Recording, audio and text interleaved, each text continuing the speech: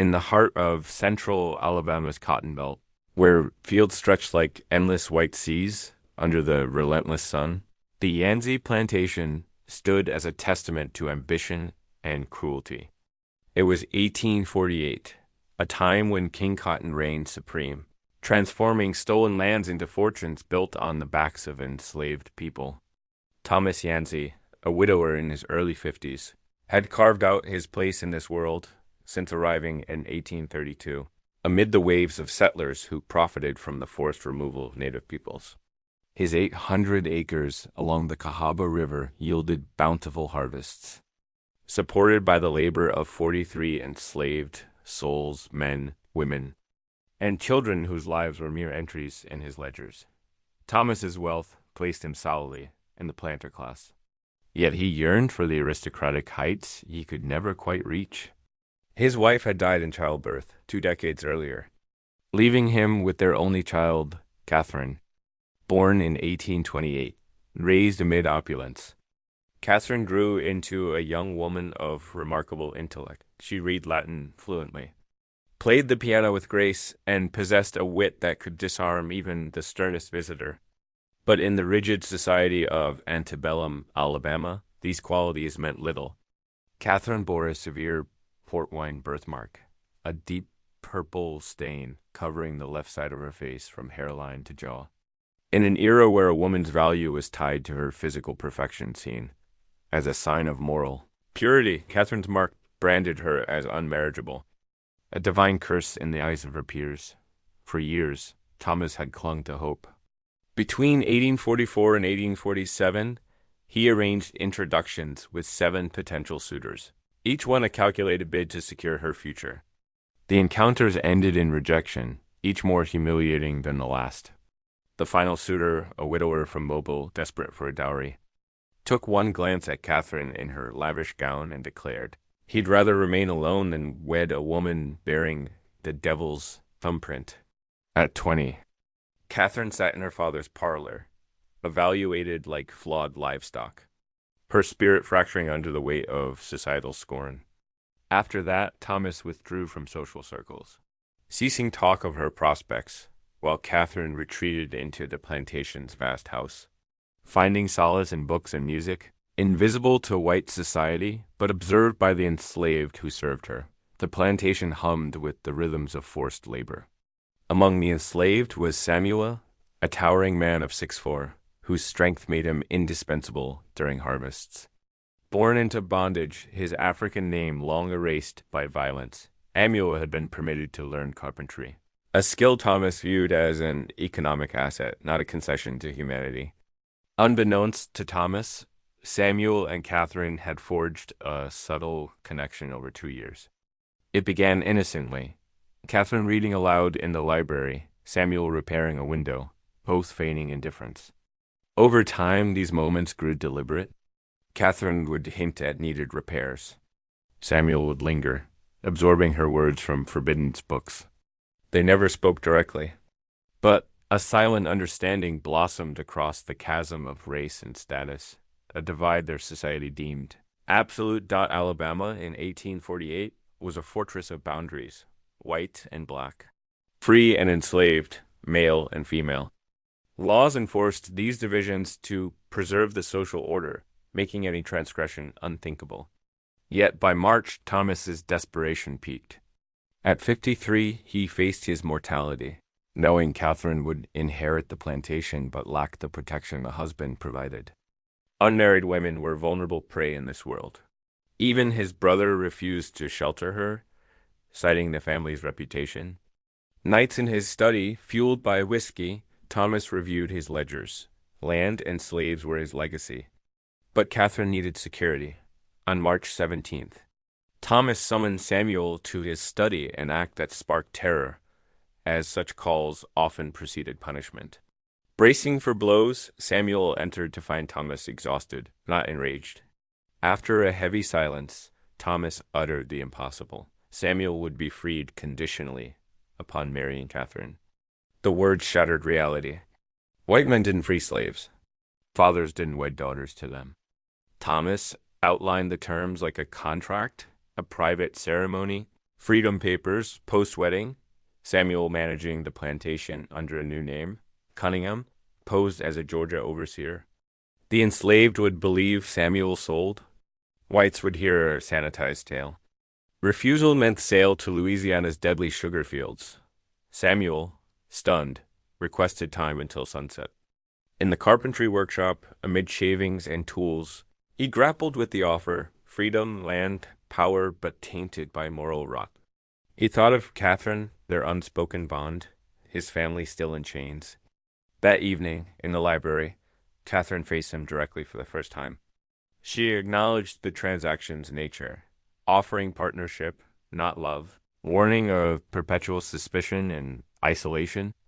Samuel agreed on one condition: she'd never weaponize her whiteness against him, invoking the horrors of false accusations.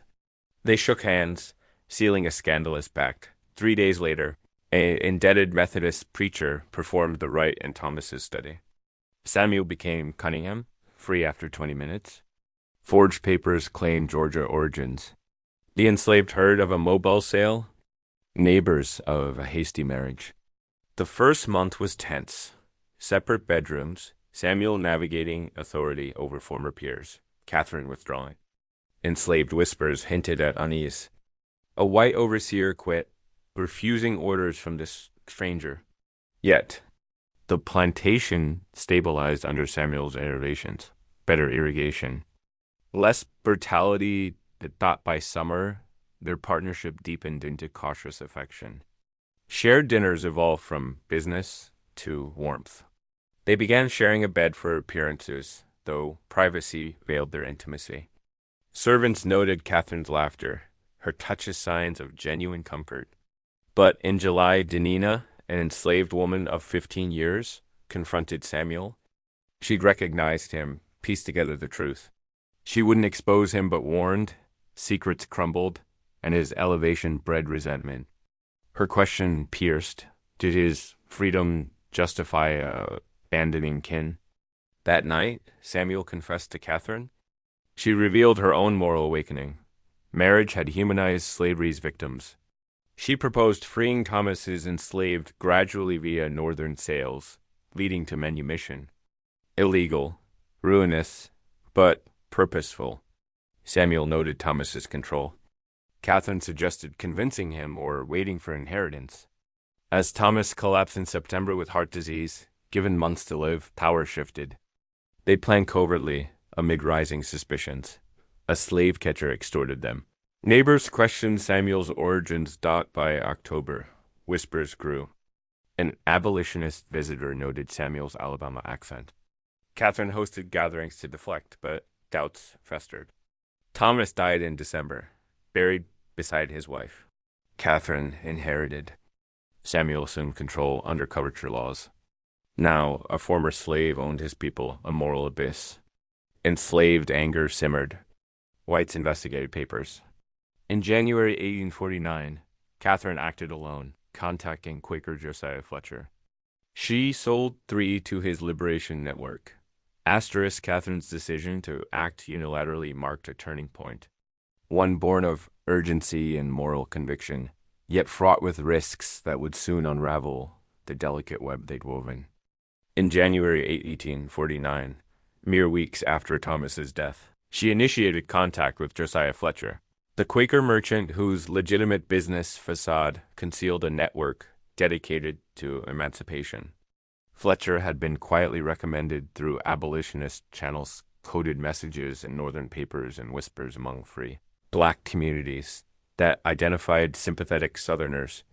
His letter to Catherine spoke in veiled terms of industrial labor needs and quality Alabama workers. But she deciphered the intent immediately, their meeting in a Montgomery boarding house, under the pretense of visiting a sick aunt, was brief and tense. Fletcher outlined his operation: market rate purchases, bills of sale for cover, transport north via safe houses to Pennsylvania, where immediate freedom awaited. The dangers where stark discovery meant death for slave stealing in Alabama. Yet Fletcher's record inspired confidence. Over 200 freed in 7 years, none recaptured. Catherine agreed, selling 3 in January. Peter, Rachel, and Marcus. The night before Fletcher's arrival, she revealed the truth to them in hushed tones. Rachel wept from disbelief. Peter questioned her motives. "I can't keep doing what my father did," Catherine replied simply. She showed Samuel forged documents afterward, claiming cash needs for the plantation. He accepted, perhaps unwilling to probe deeper. Emboldened, Catherine accelerated in February, selling 5 more, including Danina. Their midnight kitchen house conversation was raw. Danina, who'd known Samuel's family, accepted freedom but challenged Catherine's authority, selling some while keeping others. Who gave you the right to choose? Catherine defended the gradual approach to evade detection, but Danina's anger exposed the power imbalance. "Gradual means someone always stays behind," she retorted. Catherine had no rebuttal. Her self-image as a liberator cracked under the weight of inherited privilege.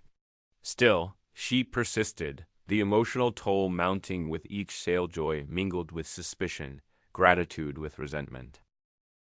By late April, 17 had been freed when Sarah, selected for May, approached Samuel with doubts. Was this a trap to expose escape desires? Samuel, revealing his origins in marriage, vouched for Catherine's sincerity, untangling her mixed motives of conviction and guilt. But Sarah's query ignited his unease.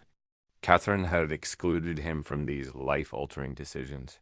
That night, their first true marital clash erupted. Samuel accused her of condescension, treating him as subordinate. "Your protection is just control," he snapped. Catherine countered that shielding him preserved his survival if caught. His fresh freedom made him vulnerable. "I'm not helpless," he argued, highlighting her lingering white privilege in their equal partnership. The argument raged, exposing fractures. Inequality persisted despite intentions. Exhausted, they compromised. Samuel would co-plan future liberations, forging a true alliance. Through summer, they grew bolder, freeing groups of 7 in March, 9 in April, dropping the enslaved count from 43 to 22 by August, then 15 by October. Logistics demanded godlike choices, prioritizing families, delaying some for cover. Isaiah, a skilled carpenter, confronted Samuel in August after being passed over thrice. "Your skills maintain appearances," Samuel explained, but Isaiah decried it as exploitation. Freedom delayed is denied. Samuel promised priority next, but such vows strained under resentment. The remaining enslaved watch communities dissolve, some viewing the couple as saviors, others as arbitrary tyrants.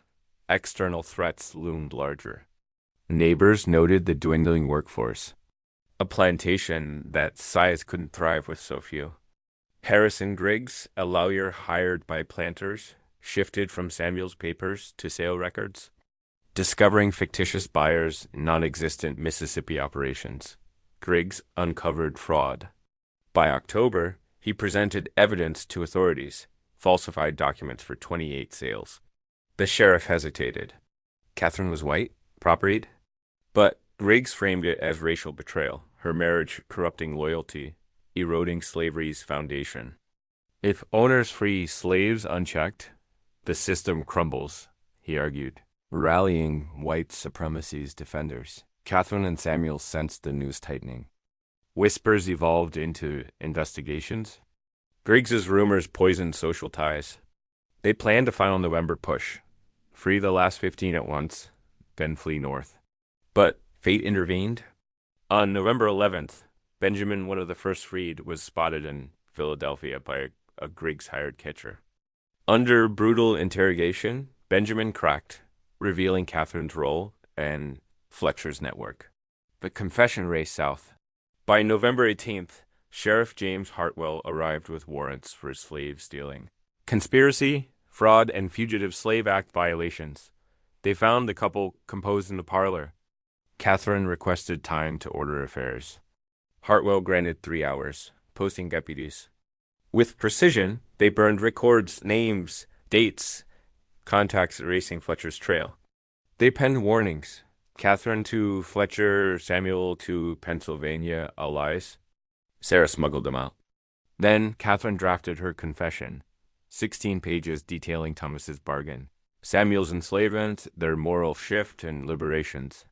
She claimed sole responsibility to shield Samuel, framing actions as personal ethics, not politics, interpreting Thomas's act as unwitting revolution. She argued racial lines were artificial, handing it to Danina with forged freedom papers and $50. Catherine instructed, hide unless executed, then release the abolitionists. Danina's parting words, "You did better than most," offered bittersweet validation. Samuel toured the grounds, his mother's unmarked grave, the workshop of revelations. He apologized to the 15, facing varied responses, grace from some. Isaiah's bitter truth, apologized for thinking partial freedom was enough. Necessity didn't justify injustice. Their calculus left wounds as hours ended. They boarded the wagon peacefully, bound for jail. Separated initially, Lawyer Douglas Kemp argued for shared quarters, a 10 by 12 cell with beds and a window, cleaner than black prisoners' basement. That night, Catherine asked if Samuel regretted it. Not trying, he replied, but not moving faster. They dissected choices. Free all post-Thomas. Samuel refused initially. Pointless now, but processing affirmed. Goodness in evil systems was futile. Yet 28 tasted freedom brief. But real. The trial commenced November 27th. Prosecutor Marcus Wellesley painted them as race traitors. Evidence piled. Forgeries, Griggs's findings, Benjamin's statement, ledgers proving Samuel's enslavement. Witnesses confirmed his origins. Experts deemed papers fake. Defenses faltered. Kemp tried portraying Catherine as manipulated. She demolished it on stand, confessing fully, declaring laws unjust. I recognize violation, not justice. Court erupted. Judge warned contempt. Samuel's lawyer, Martin Chase, argued ignorance.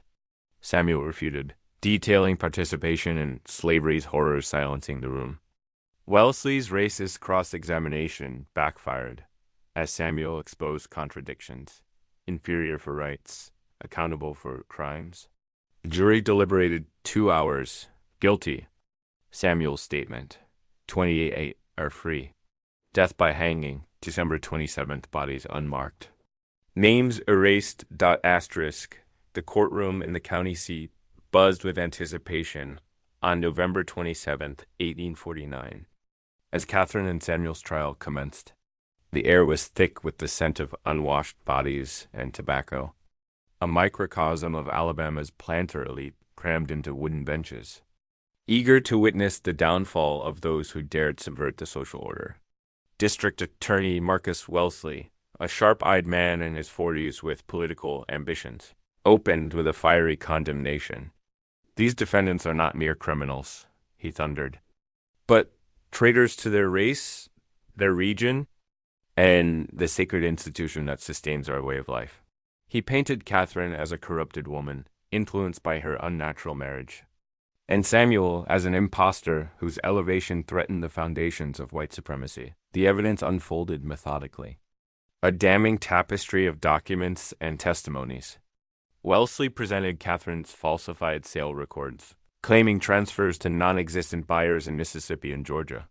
Harrison Griggs took the stand, detailing his meticulous investigation, visits to alleged purchasers who denied any dealings, correspondence that exposed the fraud.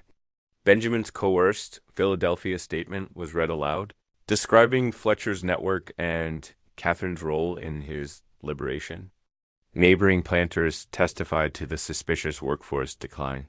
From 43 to 15 enslaved, questioning how the plantation remained operational. A document expert dissected Samuel's freedom papers, highlighting inconsistencies in seals and signatures, declaring them forgeries. Most explosive were the revelations about Samuel's origins.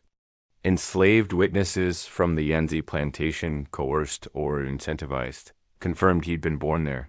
Listed as property in Thomas's ledgers until 1848, then vanishing from records.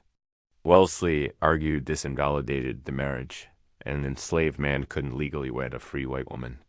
Under Alabama's laws, Samuel remained property, his freedom illusory, his control over the estate fraudulent. The courtroom murmured. Whites shifted uncomfortably at the notion of a black man briefly owning land and people. Catherine's defense, handled by the inexperienced Douglas Kemp, hinged on a repellent strategy, portraying her as a victim of Samuel's manipulation. A fragile white woman seduced into betrayal. Kemp called her to testify, hoping she'd play along. Instead, Catherine, composed in a simple gray dress, dismantled it.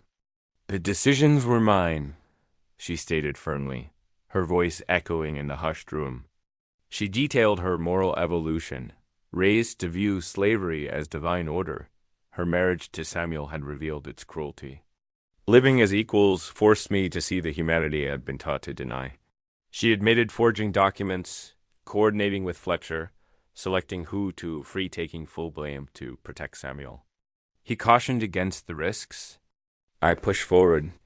Wellesley's cross-examination turned vicious, probing her sanity. "Is this not madness defying laws that protect our society?" Catherine met his gaze. "The madness is in the laws themselves. I violated statutes, but not justice." "There's a difference." The gallery erupted in shouts of "traitor" and "hang her." The judge hammered for order, threatening contempt. Catherine sat unmoved, her testimony a quiet revolution in a room built on oppression. Samuel's turn followed. His lawyer, Martin Chase, a seasoned advocate intrigued by the case's novelty, argued Samuel's legitimate freedom via Thomas's act, positioning him as a reluctant bystander to Catherine's zeal. Chase emphasized Samuel's caution, his opposition to hasty liberations. But when Samuel testified, he echoed Catherine's candor. "I knew of the plan," he confessed. "I helped select groups, coordinated transports, weighed the agony of who went free first." He described the moral calculus, freeing 28 while 15 waited, better than none escaping bondage. Then, unprompted, he narrated slavery's inner torment, the constant fear of sale. Whippings for whims, families torn asunder. "To be property is to have your soul chipped away daily," he said, his deep voice steady. The courtroom fell silent, shock rippling through the white audience. No enslaved voice had ever spoken such truths here. Wellesley attacked Samuel's credibility, invoking racial inferiority. "A man of your kind can't be trusted," Samuel retorted sharply. "If we're too inferior for truth, how can we be tried as criminals?" Your logic crumbles. The exchange exposed the system's hypocrisy, denying humanity while demanding accountability. The jury, all white men of property, retired after 3 days, returning guilty verdicts in 2 hours: slave stealing, conspiracy, forgery, fraud. Before sentencing Samuel stood, 28 people are free because of us. That statement enough. The judge decreed death by hanging on December 27th. Bodies buried unmarked outside consecrated ground. Names erased from records. A total obliteration. Back in their shared cell, the reality settled like iron chains. Appeals were filed perfunctorily, denied swiftly. Guards provided small mercies. A card deck, jail library books. Catherine and Samuel filled days with games, readings, and intimate talks. Childhood dailies, dreams unfulfilled. Imprisonment paradoxically deepened their bond, free from liberation's frenzy. "We're more married here than ever," Catherine mused one night. On December 20th, Josiah Fletcher arrived, posing as spiritual advisor. Granted an hour, he whispered updates. The 28 were safe, scattered in northern cities with new identities. Benjamin had escaped recapture, recanting under network aid. Fletcher organized abolitionist support newspaper articles hailing them as martyrs. Clerical clemency pleas, even a Pennsylvania resolution condemning Alabama. "It won't save you," Fletcher admitted, "but your story inspires." He requested publishable final letters to humanize the anti-slavery fight. They agreed, spending days crafting. Catherine on her awakening, the impossibility of goodness in evil systems. Samuel on bondage's scars, resistance's courage. Their last meal on December 26th. Roasted chicken. Bread, vegetables, passed in quiet avoidance of tomorrow. Midnight brought Catherine's question echoed. Regret? Samuel held her. Not being better sooner. They clung through the night. Dawn brought guards, but horror. Catherine and Samuel lay dead, bodies contorted. Official report, arsenic suicide via smuggled wine. Yet discrepancies abounded. Inspected wine, untainted. Bruising suggesting struggle. Unlocked door. Whispers among jail staff, later probed by a northern journalist, suggested alternatives. Officials poisoning to avoid public spectacle of hanging a white woman, or vigilantes invading for private vengeance. Witnesses recalled shadowy figures that night, guards distracted. Truth blurred, likely a mix, sanitized for records, buried that day in secret unmarked graves. Their erasure began. The remaining 15 enslaved were auctioned January 4th, 1850, sold piecemeal, families shattered. But the 28 endured free. Pennsylvania thwarted recoveries. Some joined abolitionism, their stories fueling northern fervor. Denina reached Philadelphia, safeguarding Catherine's fashion for decades. Asterisk the deaths of Catherine and Samuel on December 27, 1849. Marked not an end, but a ripple that would echo through time, though often muffled by deliberate obscurity.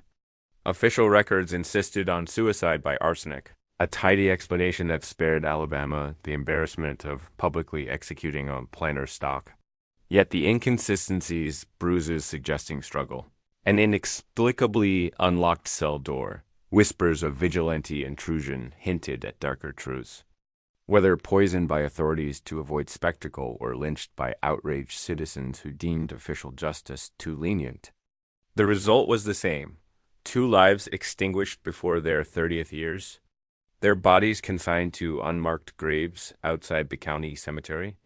The location was kept secret, lest it become a shrine for abolitionists or a focal point for unrest. Attendees at the hasty burial were sworn to silence, ensuring the erasure was complete. In the immediate aftermath, the Yanzi Plantation became a carcass picked over by legal vultures.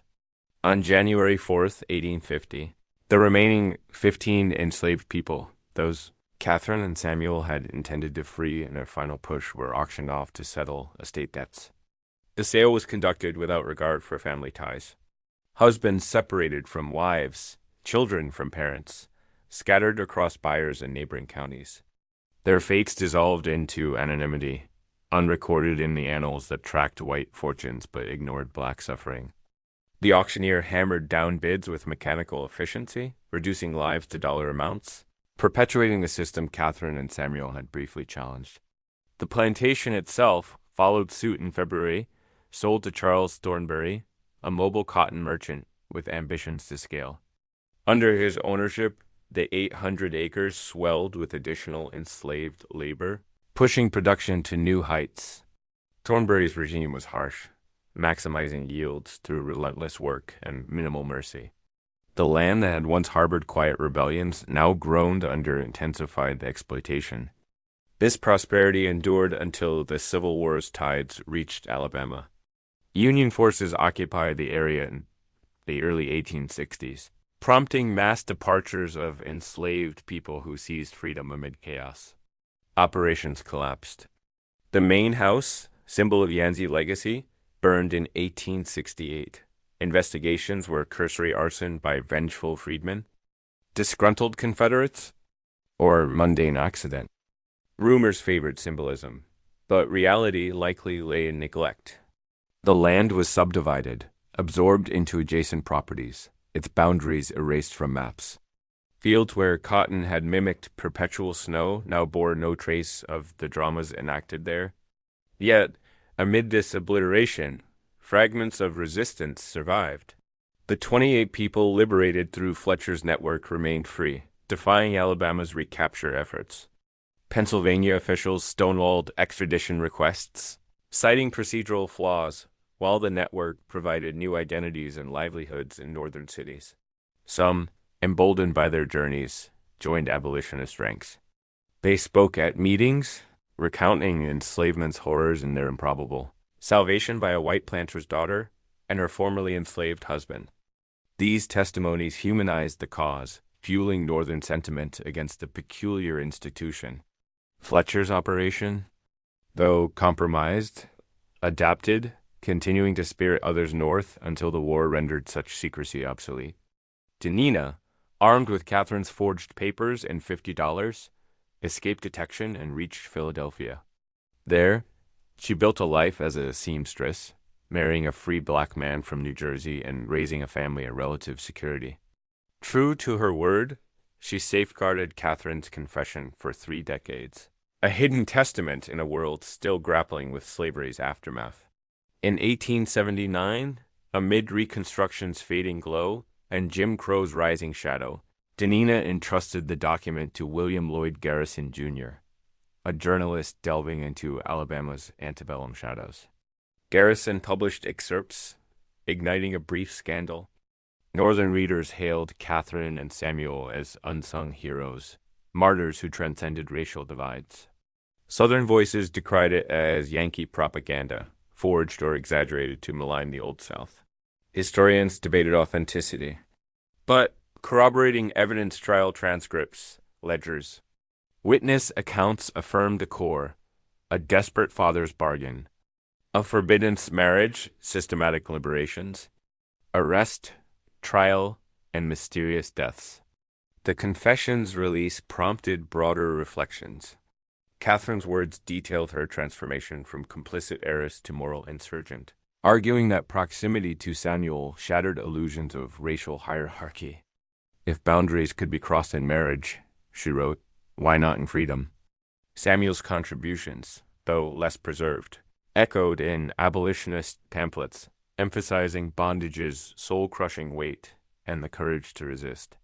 Their story complicated narratives of the antebellum South, revealing cracks in the monolith white women defying patriarchy, enslaved men navigating impossible agency, personal acts challenging systemic evil. But time eroded visibility. No memorials marked the sites, not the library where connection sparked, the study sealing the pact, nor the fields holding unmarked graves of the enslaved. The scandal that drove 2 families to abandon fortunes faded into obscurity. Courthouse records scorched thrice in failed erasures. Archivists noted excise pages, contradictory testimonies under duress hallmarks of cover-up by those with access. The 11 lives claimed across counties, hinted at in the original tale, likely encompassed executions, suicides, and violence rippling from the exposure, though details remained veiled. Descendants of the freed carried oral histories forward, mythologizing Catherine as a reluctant redeemer, Samuel as a bridge between worlds. Stories simplified, the marked girl nobody wanted, the strong carpenter elevated, their joint defiance. Generations told of the bargain haunting Alabama, a ghost in the cotton fields. Yet broader America forgot. The narrative didn't fit tidy morals of heroism or villainy. It was messy partial successes amid failure, moral awakenings bought at others' expense, resistance that changed little immediately but planted seeds. The war ended slavery in 1865, but Catherine and Samuel's efforts preceded it by 16 years, a micro-rebellion in a macro-struggle. Their sacrifice altered no grand trajectories.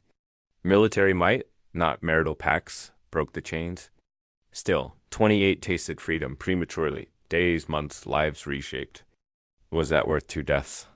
The question lingers unanswerable as they couldn't poll the liberated. Perhaps the moral defies extraction? They navigated an impossibility. Thomas's guilt-fueled scheme, Catherine's societal worthlessness, Samuel's conditional liberty. Choices hurt freeing some while others waited bred resentment. Caution delayed total liberation, inviting capture. They failed more than succeeded, dying young, regrets heavy. Yet they tried, crossing lines society decreed inviolable. Choosing goodness over complicity in a system distributing guilt, history demands no more. It shows choices in traps. Boundaries breached, prices paid. Slavery's legal end didn't erase its logic.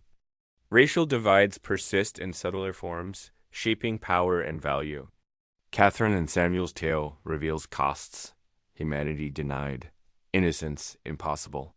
Their unmarked graves hold secrets, but the fragments endure, challenging us. Would we cross similar lines? The answer, like the story, remains incomplete. Buried in forgotten chapters, asterisk years turned into decades, and the echoes of Catherine and Samuel's defiance faded like whispers in the windswept cotton fields of central Alabama.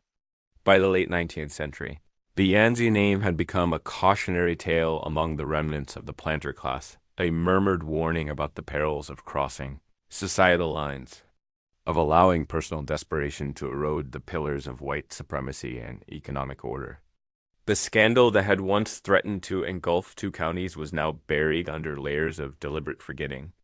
Courthouse records, already scarred by 3 attempted burnings in 1848, were further obscured during Reconstruction.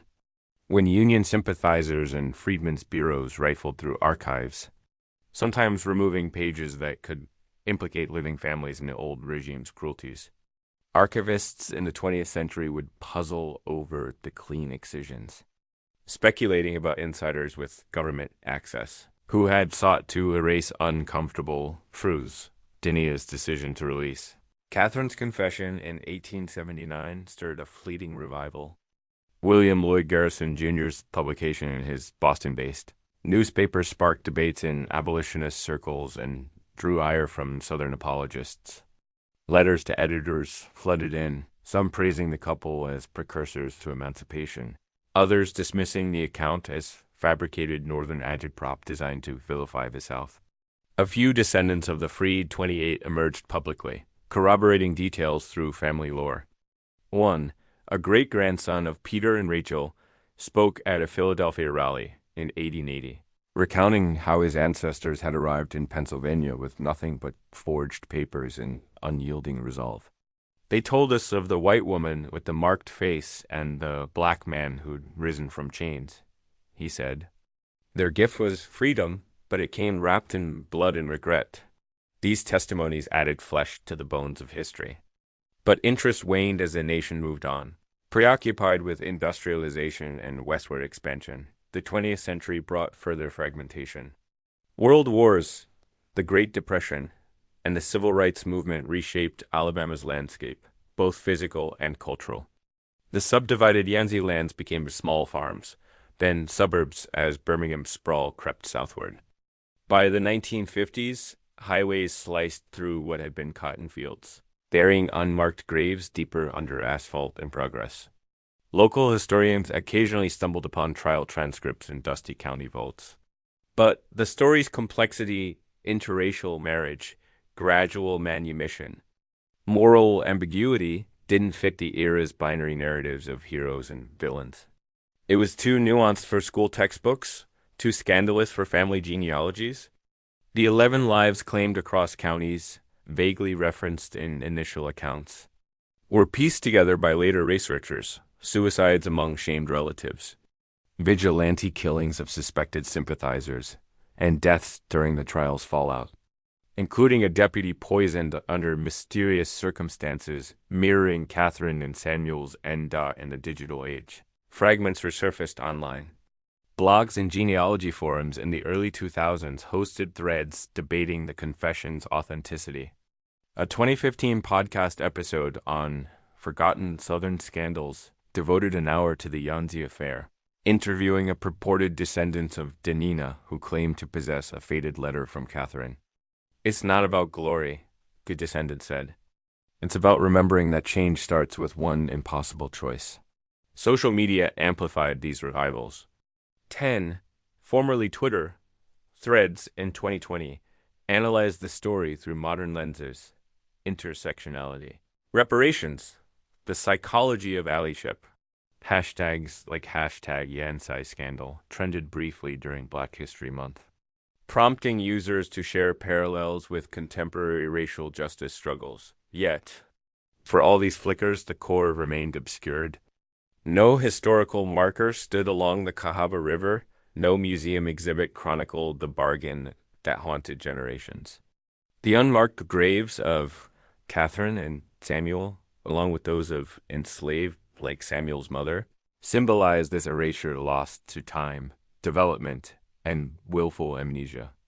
In 2025, as America grappled with renewed debates over history curricula and monuments, a university researcher in Tuscaloosa uncovered a cache of letters in a private collection. One, from Josiah Fletcher to a Pennsylvania, detailed the network's post-Yancey adaptations. The Cunningham sacrifice taught us vigilance. We freed hundreds more before the war. Their legacy in every safe house? This discovery prompted a minor academic stir, but mainstream attention eluded it. Overshadowed by current events, the moral ambiguity endured as the story's most persistent shadow. Catherine and Samuel's actions freed 28, yet left 15 to auction block fates. Their partnership crossed racial chasms, but Catherine's initial unilateral decisions echoed power imbalances. Thomas's desperation birthed it all, a father's guilt manifesting in a scheme that upended lives. Did their trying outweigh the failures? History offers no verdict, only the reminder that goodness in flawed systems is fragmentary, often costing more than it yields. The 28's descendants thrived in freedom's wake, building communities, fighting for rights. Their origins a badge of resilience? For the 15, oblivion swallowed their stories, a testament to incomplete justice. In the end, the Yancey Plantation saga dissolves into America's broader tapestry, a nation built on stolen lands and lives, where boundaries of race and power persist in evolved forms. Catherine, marked and deemed worthless, found worth in defiance. Samuel, born property, claimed humanity through perilous alliance. Together they illuminated slavery's cracks, proving even the oppressed and privileged could conspire against it. Their deaths, whether suicide, murder, or vigilante fury, sealed a chapter that refused any closure. The truth, obscured and incomplete, lingers in archives and memories, challenging us to confront inherited systems. Perhaps that's the final echo, and trying to be better. They force us to question if we've truly progressed, or if old shadows still haunt the fields. As the sun sets over Alabama's rivers. The story ends not with triumph, but with quiet insistence. Remember the crosses, the costs, the courage. And in that remembrance, find the will to cross our own boundaries, lest history's forgotten chapters repeat eternally.